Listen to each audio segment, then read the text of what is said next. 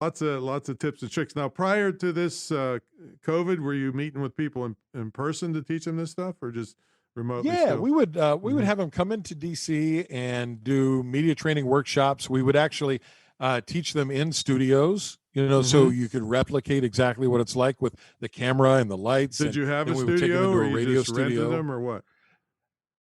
We would do both, right? So there was a great broadcast school facility, and I taught at that broadcast school, Oh, and it would take that over, and then we would also walk them through real broadcast facilities, like as you remember from being here in DC, WTOP. We would do I was walkthroughs on there. there, Yeah. the big news station, or Fox News, or the local CNN bureau, and so they could see what it's really like.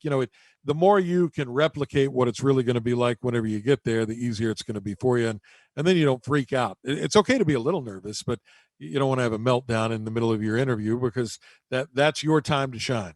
Yeah, and it reminds me of I did a lot in San Antonio, and about being nice to everybody, but not just the host. So there's a stage manager in San Antonio that would do anything I wanted.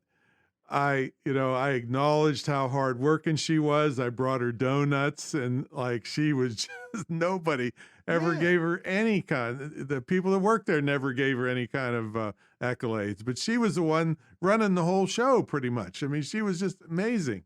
And so, yeah, be nice to everybody around there. They're the hard workers that are making the big shot, arrogant anchors all look good. So, That's a great tip. And yeah, those big shot, arrogant anchors lots of times have zero input on what is actually covered on the air. yeah. If you want to get on your local TV station, for example, to talk about whatever it is you want to talk about, going to the anchor or the reporter will get you zero help. You got to go to the assignment editor, and the assignment editor assigns what's actually going to go on the show. So you're totally kissing the wrong butt there. And look, I also believe, frankly, and I think you do too. I think you and I have a lot in